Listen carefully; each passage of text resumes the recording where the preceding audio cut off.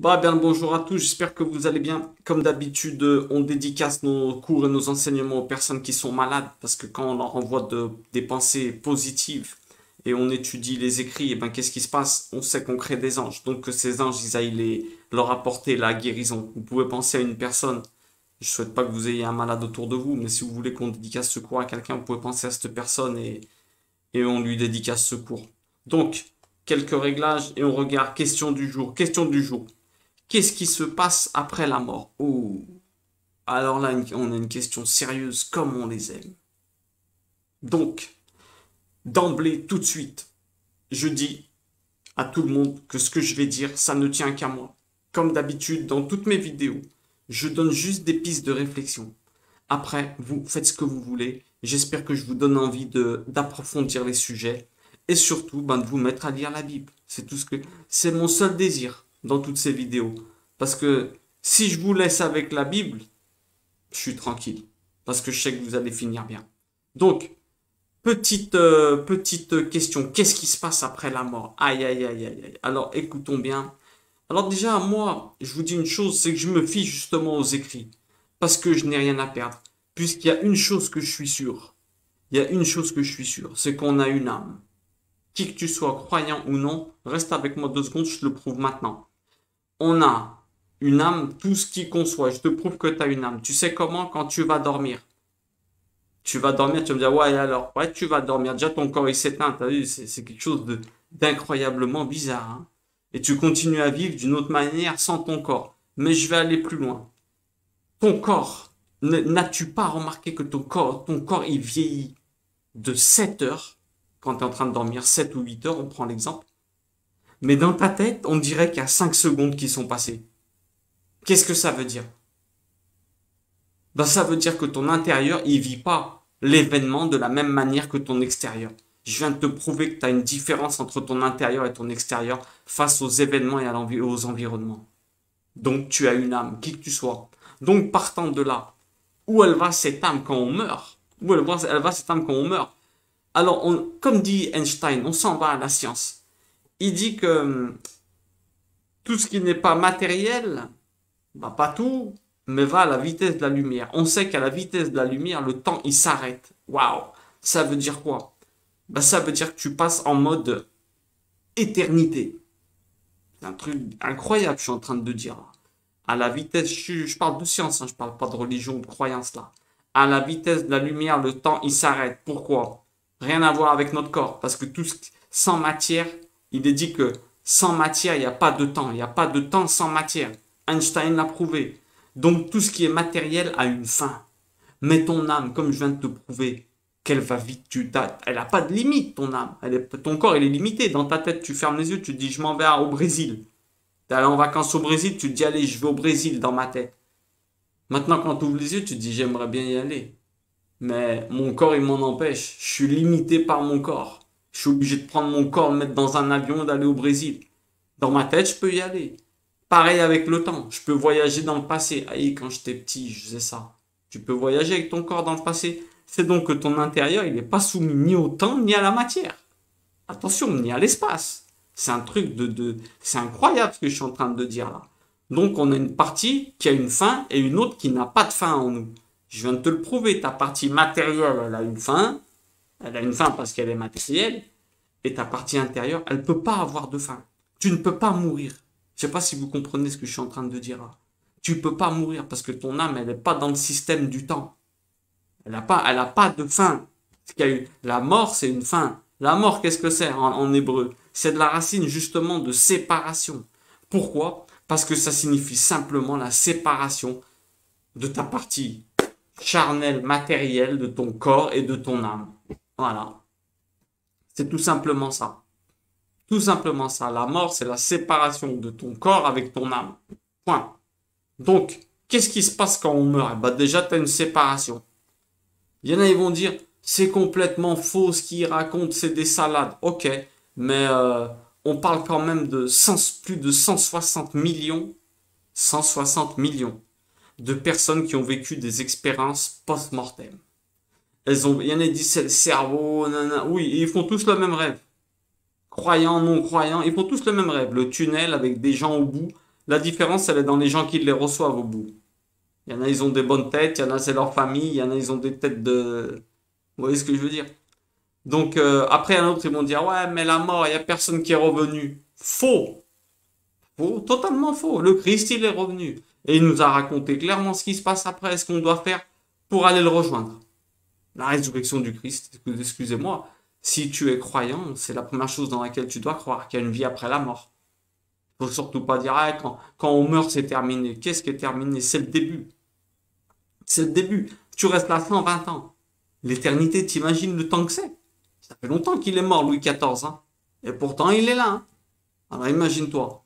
Bref, on a fait ce petit résumé, hein, rapide, une petite introduction.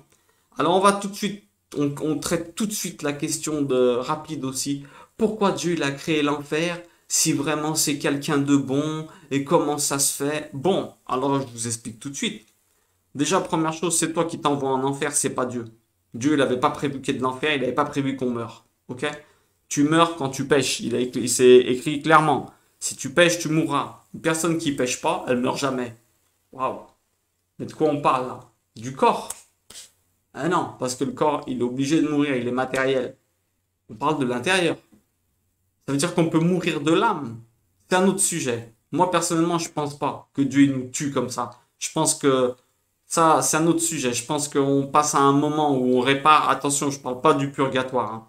Mais je pense pas que l'enfer, il est éternel. Mais bon, ça, c'est un avis plus que personnel. Bref, on revient à nos sujets. L'enfer, pourquoi il existe l'enfer? Eh ben, c'est tout simple. Mettez-vous une image. Imagine-toi que tu es dans une soirée qu'avec des gens bien. Des gens habillés en costard blanc. Tous bien. Personne parle mal sur les autres. Personne boit de l'alcool. Personne ne se met à faire les fous. Tu es dans un endroit super bien, où tout le monde s'entend super bien. Est-ce que tu aimerais que dans cet endroit, il y ait des tordus qui rentrent, habillés plein de cambouis, qui s'essuient sur les vêtements de ta femme, par exemple?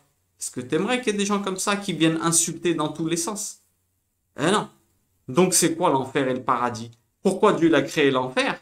Eh ben c'est simple, clair et net. L'enfer, c'est une protection pour les gentils et une logique pour ceux qui n'ont pas invité Dieu dans leur vie ici-bas. Toi, le but de le but de tous les croyants, c'est quoi? Eh ben c'est d'inviter, c'est de faire du monde un endroit où Dieu peut venir habiter, faire ta maison là où tu habites et ton intérieur. Donc toi, si tu n'as pas invité Dieu dans ta maison intérieure ici-bas, bah, c'est logique qu'il te respecte. Et quand tu arrives en haut, tu pars, eh ben, il continue à faire ce que tu veux. Il respecte ton choix. Donc, il fallait bien qu'il invente un endroit où on met ces gens-là un endroit où c'est pas le paradis. D'accord avec moi? Protéger les autres, pour protéger les autres qui sont des gens bien. Et toi, t'es monté, t'as encore des tâches, c'est pas possible. Et deuxièmement, pour respecter ton choix. Tu l'as pas invité dans ton intériorité ici, c'est normal qu'il continue à te respecter. Et c'est d'ailleurs pour ça qu'on dit dans les écrits, l'enfer, c'est un endroit où tu vas brûler. Pourquoi tu brûles? Brûler de haine. La brûlure, ça symbolise la haine. Tu brûleras de haine. Et on dit, il grince des dents. Les grinçages de dents, c'est quand un animal il grince des dents, il a la haine aussi. Donc ça veut dire quoi? Bah, ça veut dire que quand tu vas voir de là où t'es, ce qui se passe de l'autre côté, parce que dans l'enfer, tu vois ce qui se passe dans le paradis, eh ben crois-moi que tu vas brûler. Tu vas brûler à l'intérieur, tu vas te dire, mais qu'est-ce que j'ai fait? Alors, on arrive à nos moutons. On fait quoi qu'est-ce qui se passe quand on meurt? Alors déjà, je pense que vous avez compris, tout de suite, le paradis et l'enfer, il faut que vous compreniez tout de suite que c'est pas l'endroit où on finit notre existence, notre vie pour toujours l'éternité. Le paradis et l'enfer, c'est une salle d'attente. C'est la salle d'attente où tu attends la fin du monde ici-bas. Quand tu meurs, tu montes, mais il y a encore une histoire là en bas. Hein? Et ben, cette salle d'attente, elle s'appelle l'enfer ou le paradis. Oublie pas que c'est pas l'endroit final. L'endroit final, ce sera le nouveau monde. C'est après le jugement dernier. Après le jugement dernier, quand l'histoire du monde elle a terminé, quand c'est la fin de tout, eh ben, c'est le grand jugement dernier. Et là, personne ne sait exactement ce qu'il y a. On a certaines théories. Je vous le dirai après, je vous en dirai une si vous voulez. Mais Mais personne ne sait c'est que ça sera quoi le monde nouveau. L'enfer et le paradis, c'est la salle d'attente. Mettez-vous bien ça dans votre tête. Comment te dire, tu te fais, il faut comment, c'est un truc important. En vérité, il faut que tu réalises que tu te feras pas de soucis pour les autres quand tu seras dans l'enfer ou écoutez bien, quand tu seras là-bas en haut, au paradis, je te le souhaite, tu vas te dire, mais alors, et tous ceux qui restent là, je vais me faire du souci. Non, c'est pas comme ça que ça se passe. Tu vas ressentir un amour tellement grand, tu passes en mode éternité. Tu vas ressentir un amour tellement grand que tu vas te dire, si ceux qui sont en bas, ils souffrent un peu pour se redresser, hein, eh ben tant mieux parce que la récompense, elle en vaut la chandelle. Ça serait pas appelé comme il dit un que j'avais entendu, il disait, ça peut pas être appelé le paradis si tu continues à souffrir pour ceux qui sont là en bas. Alors maintenant, il y a une chose qui est intéressante. Je vais vous lire, je suis obligé de vous lire un petit peu le livre, hein. Désolé pour ceux qui n'aiment pas les lectures. Ceux qui n'ont jamais lu, eh ben, vous écoutez un petit peu, ça peut peut-être vous donner matière à réfléchir. On s'en va dans Luc 16, 19, comme on aime. On va se référer aux écrits. Qu'est-ce qu'il nous raconte comme d'habitude? Alors, c'est l'histoire de l'homme riche et du pauvre Lazare. Alors écoutez-moi ça, ça en vaut le détour. Ça nous explique toute la réponse à notre question. Or, il y avait un homme riche qui se vêtait, qui s'habillait de pourpre et de fin lin, et qui faisait de la fête tous les jours, chaque jour splendidement. Et il y avait un pauvre nommé Lazare couché devant sa porte, tout couvert d'ulcères, qui désirait se rassasier des miettes qui tombaient de la table du riche. Mais les chiens aussi venaient lécher ses ulcères. Imaginez-vous, le pauvre était devant. Le riche, il faisait des banquets, l'autre il était devant la porte en train de se faire lécher par les chiens. Et il arriva que le pauvre mourut et qu'il fut porté par les anges dans le sein d'Abraham.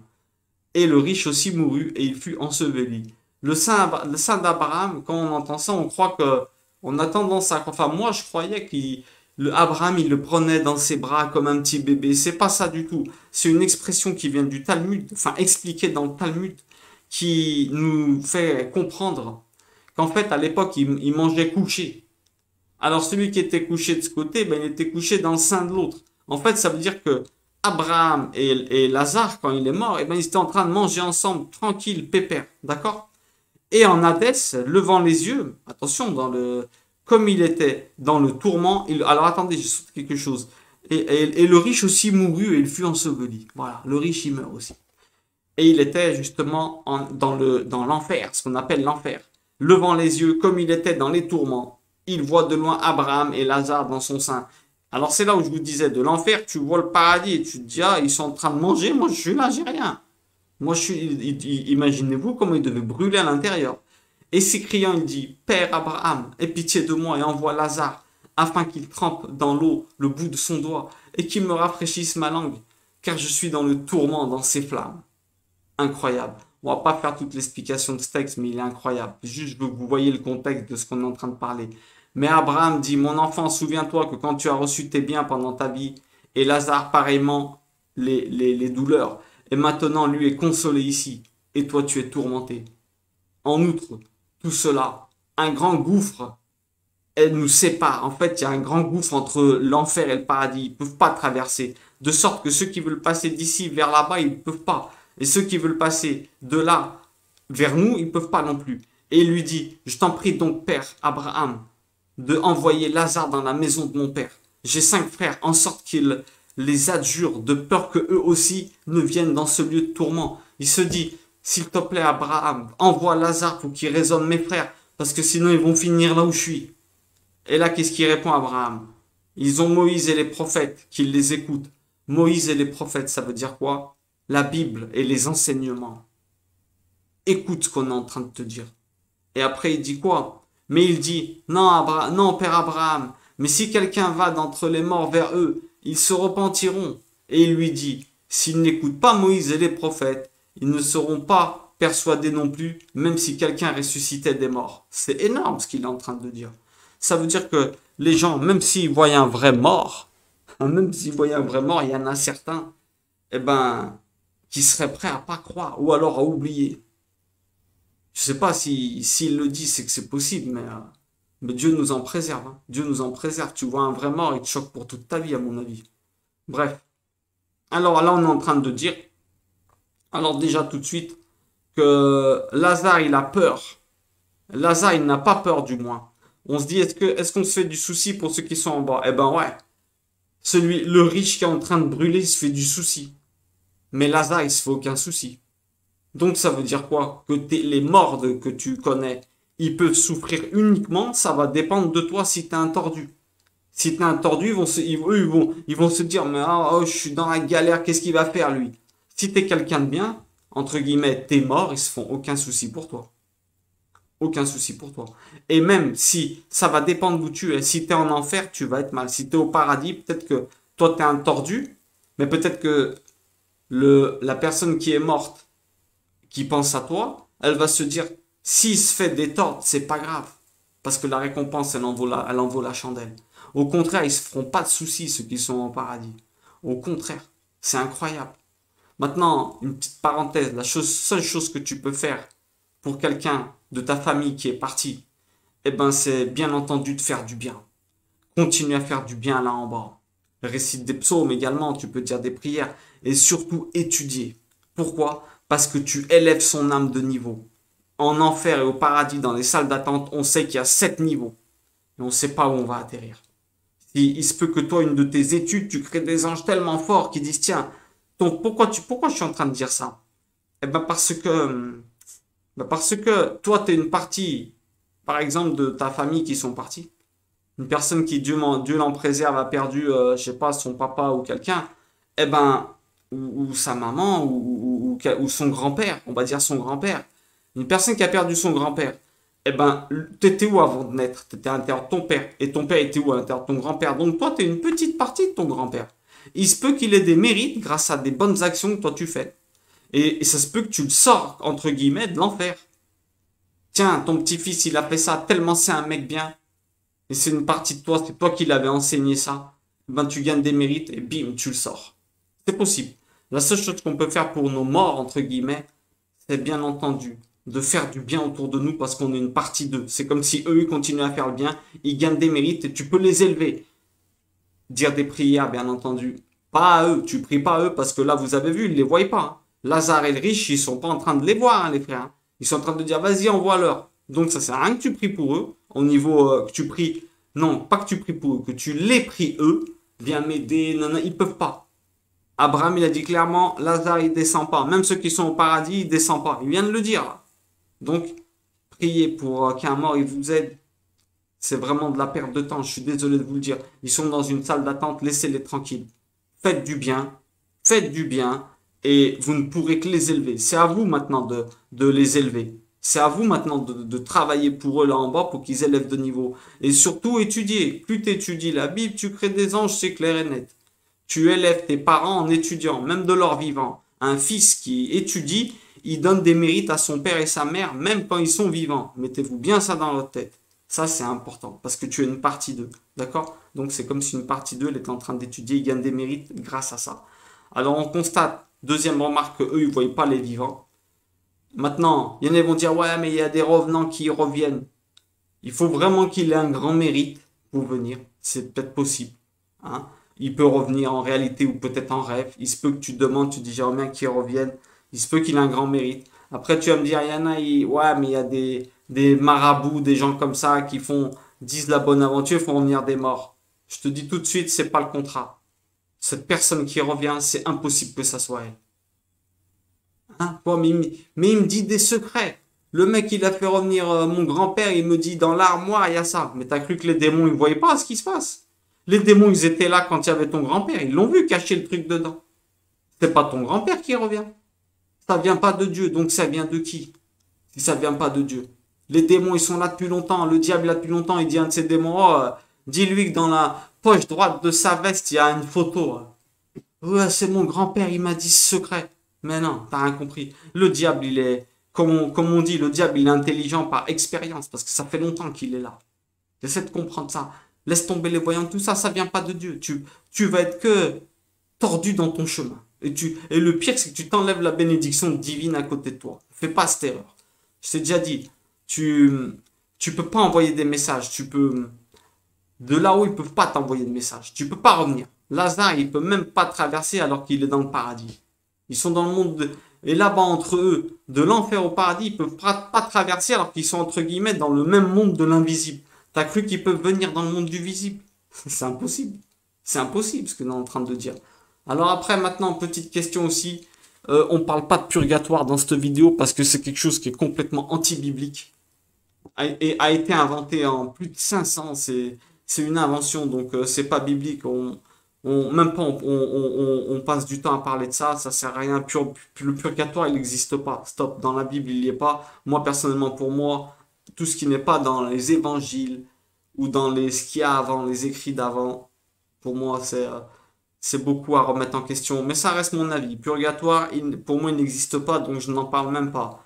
Sinon, jamais le Christ, il a parlé de ça. Quand est-ce qu'il a parlé de ça? Le voleur sur la croix, il lui a pas dit, bon, bah écoute, écoute mon ami, mais t'as fait des boulettes, faut aller les réparer un peu.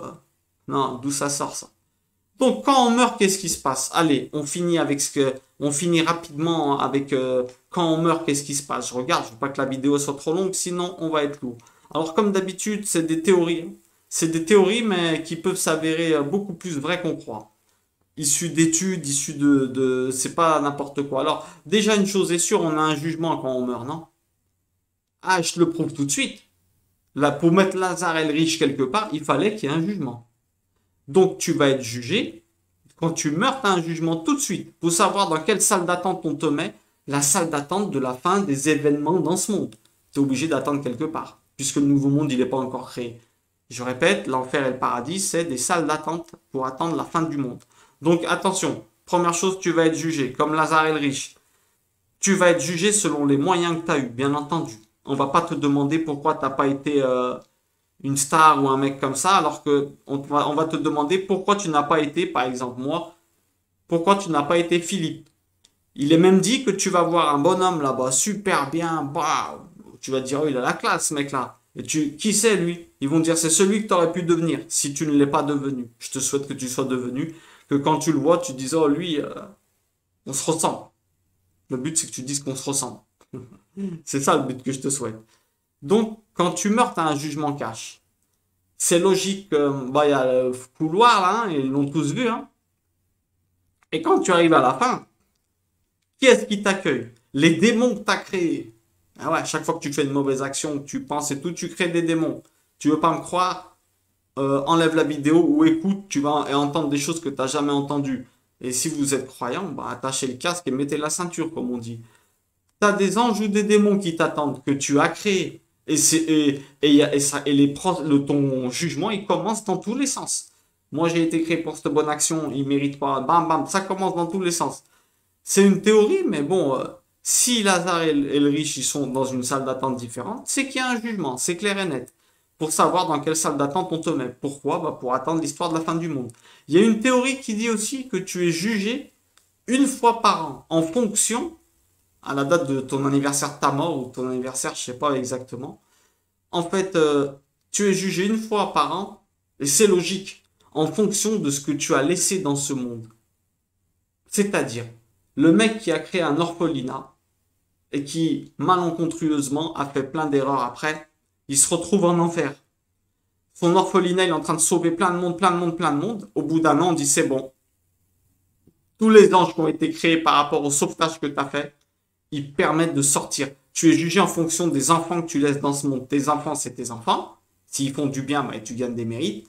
Tu es jugé aussi. Tes enfants, c'est tout ce que tu peux laisser ici qui peut créer des enseignements aussi. Un livre, c'est considéré comme un de tes enfants.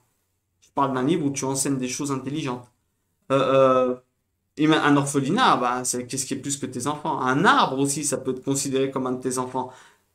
Tellement de gens, ils ont mangé dans les arbres que tu as plantés que ça te sort de l'enfer. Ouais, ouais. Alors que toi, tu étais déjà mort au bout d'un an, tu as un jugement. Tu as des jugements en fonction de ce que tu as laissé dans ce monde. Le mec qui a laissé une boîte de nuit, il s'en va. Eh ben, toutes les années, par rapport à tous ceux qui se sont pris des cuites dedans, toutes les bagarres qu'il y a eu, tous les accidents de voiture, Dieu l'en préserve, hein, tout ça, tous les maris qui ont trompé leurs femmes, tout ce qui s'est passé dedans, eh ben, vous croyez qu'il ramasse pas quand il est là-haut en fonction? Cette année, il y a eu 200 femmes battues, 200 femmes qui sont été infidèles. Eh, tu ramasses, mon ami. Tu continues à pécher même après ta mort. Waouh, Dieu nous en préserve de ça. C'est pour ça qu'il faut faire attention, les amis. Si vous faites des vidéos, des trucs comme ça, si vous faites de la musique, attention aux paroles que vous dites. Si vous faites des films, vous êtes un acteur, je tremblerai. Je tremble. Il faut trembler quand tu fais ça, de te dire, waouh, quand je vais mourir, attention les messages que je laisse. Parce que c'est mes enfants. Et eux, en fonction de ce ils vont déclencher derrière, je vais avoir un jugement en haut. Je vais continuer à me faire juger par rapport à au mal que je suis en train. Tu fais une musique je dis une bêtise, de rap, où tu dis, allez, brûle la police, dis des bêtises, vas-y, non, non, t'insultes des trucs, mais tu te rends pas compte, tu continues à pécher après ta mort.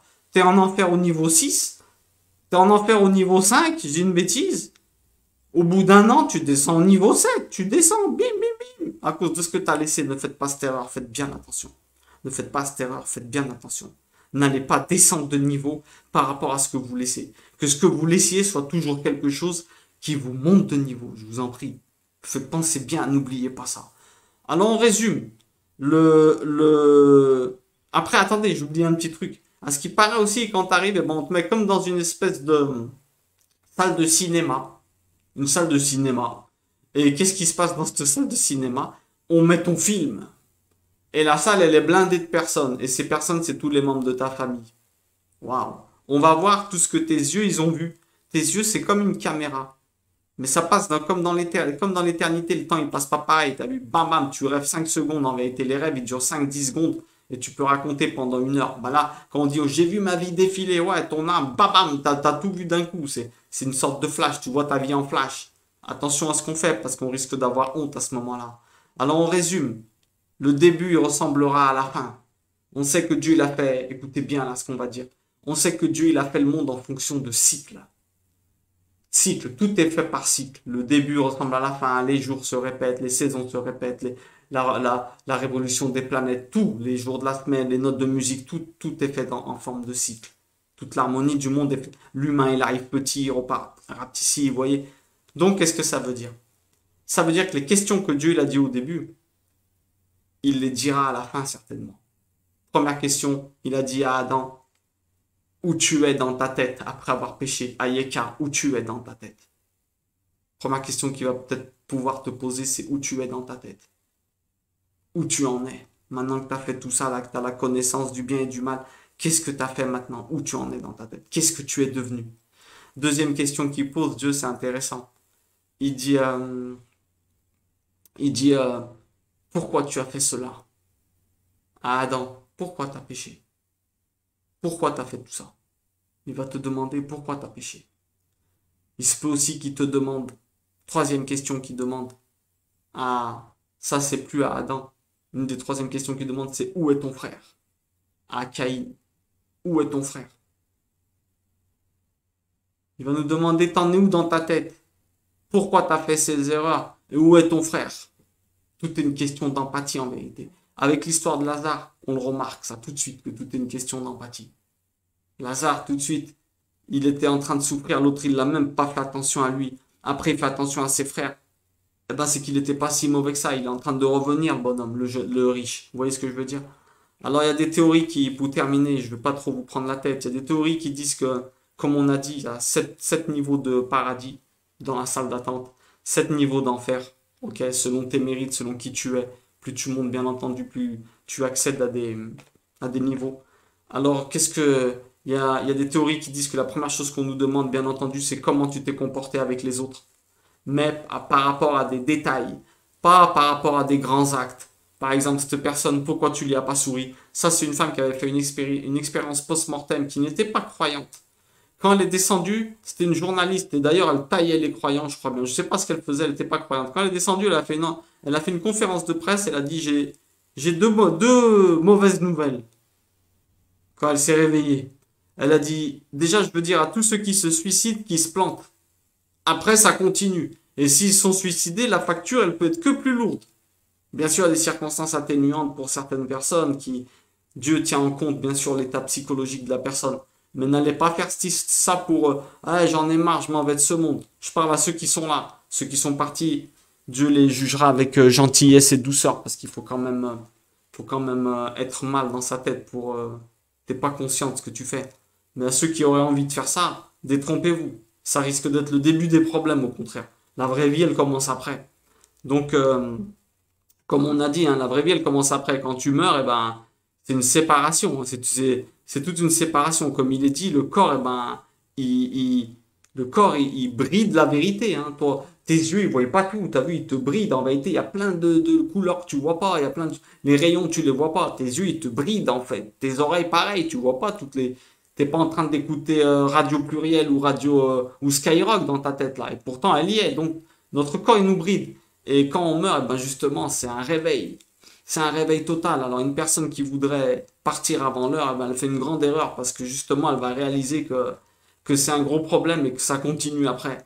Donc, première chose qu'on peut nous demander, c'est comment se comporter avec les autres. Et la femme, elle disait ça, expérience post-mortem, elle disait, on m'a parlé que de détails. Pourquoi j'ai pas souri à la caissière? Elle avait besoin d'un sourire. Pourquoi j'ai pas fait ça? Faites bien attention, les détails, c'est ce qui font qu'il y a plus de poids dans la balance. Ta femme, elle est mieux que tu lui offres une rose par jour qu'un bouquet de fleurs à son anniversaire. Les petits détails font les grands hommes, c'est pas les grands actes. Tout le monde est capable de faire un grand acte. Tout le monde est capable de faire un grand acte un jour. Mais c'est quand tu fais des petits détails bien tous les jours que tu es vraiment quelqu'un de bien. Ensuite, il y a une autre question, c'est est-ce que tu as été honnête dans tes affaires? Eh ouais. Est-ce que tu n'as pas arnaqué les autres? Parce que tout ce que tu arnaques, c'était ce que Dieu avait prévu pour que l'autre fasse sa mission. Alors toi, tu as interféré là-dedans. Des gros comptes à rendre si on n'a pas été honnête dans notre gain d'argent. Et après, ben, le temps d'études, le temps que tu as passé avec Dieu. Pourquoi? Pas parce que toi, tu crois que tu as fait beaucoup de bonnes actions, mais t'as pas cherché à te rapprocher de Dieu, peut-être. Et justement, tu crois que tu as fait tout ce que tu faisais, mais t'es pas indispensable. Un autre aurait pu le faire. Toi, tu es là pour connaître Dieu. N'oublie jamais ça. Le but de l'humain, c'est de connaître Dieu. Pourquoi? Bah, parce qu'après, dès que tu le connais, ta vie, elle est différente. T'es plus tranquille. Un père, il veut que son fils, il le reconnaisse. Essayez de comprendre. Et il faut que tu saches une chose, c'est que si t'as pas consacré du temps à mieux connaître Dieu et à l'étude, eh ben, tu comprendras pas vraiment ce qu'il attendait de toi. Et il pourra pas te donner les vraies missions qu'il avait prévues pour toi. Et quand tu vas monter, tu vas voir ce bonhomme-là. Et tu vas dire, oh, c'est qui ce mec-là, ce beau gosse-là? Il va te dire, c'est celui que tu aurais pu devenir si tu m'avais connu. Waouh! Waouh, waouh, waouh. Après, bon, ça, c'est aux hommes. Les femmes, il est dit qu'on va leur demander comment elles se sont comportées par rapport à leur nudité, c'est-à-dire comment elles se sont habillées.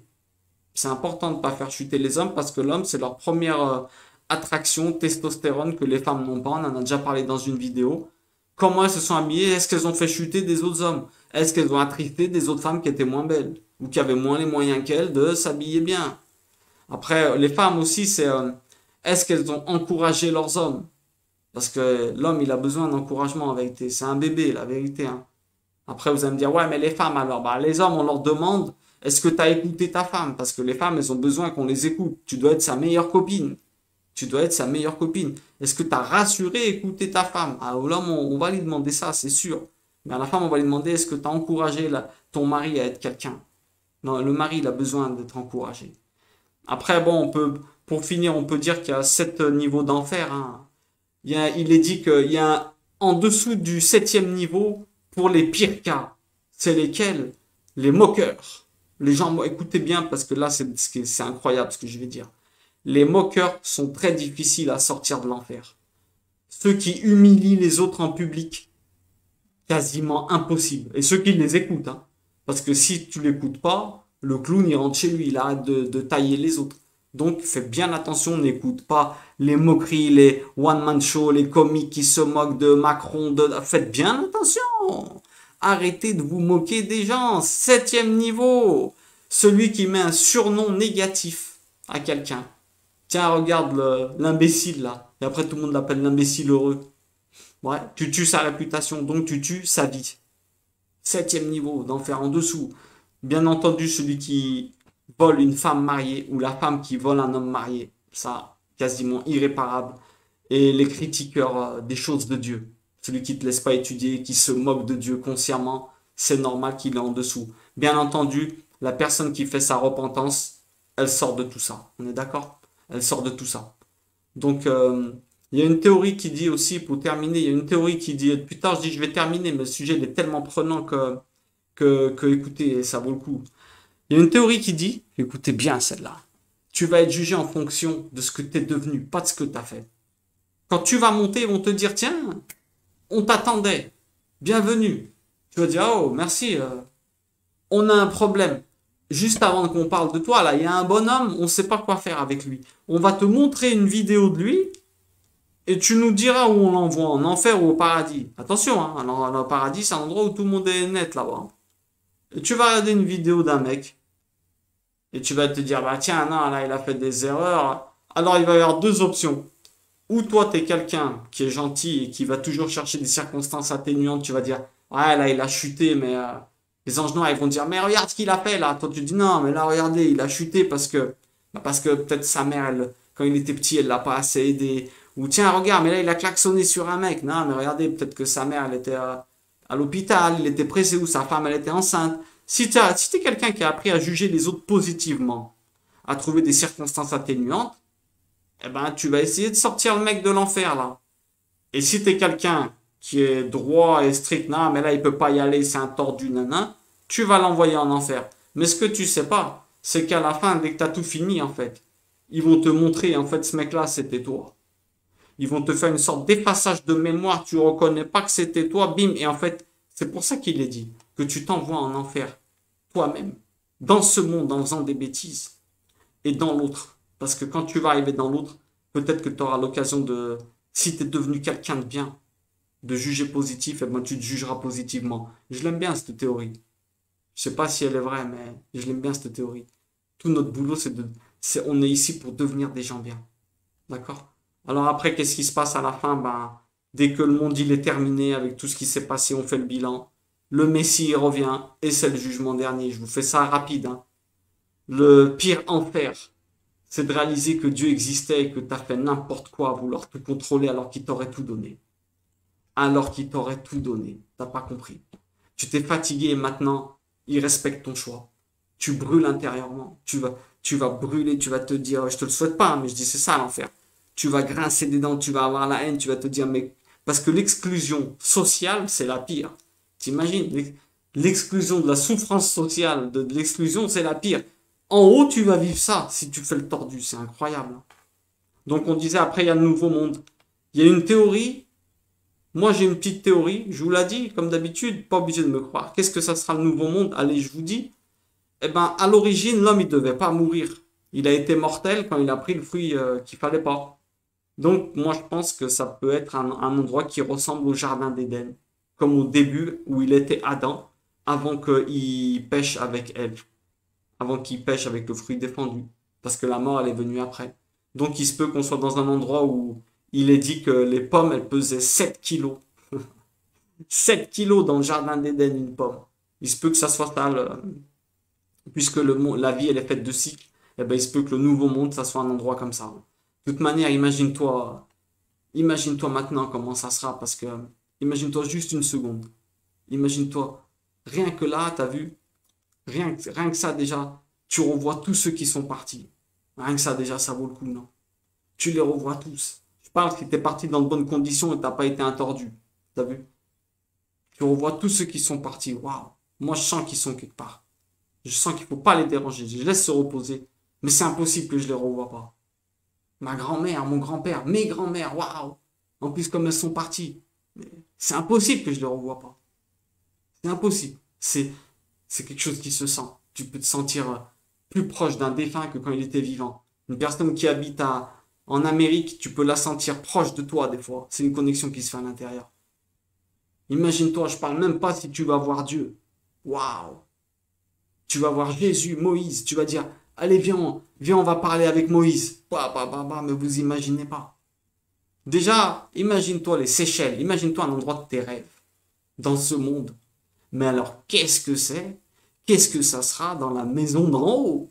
Si déjà c'est beau comme ça, là, en bas, un endroit de tes rêves où il n'y a personne, t'es tranquille, t'es bien. Imagine le monde d'après. Regarde déjà simplement comment t'es bien avec quelqu'un de simple et de souriant. Une personne qui sourit tout le temps. Tout le monde sera comme ça, là. Plus de maladie, plus rien. Imagine tous comme ça.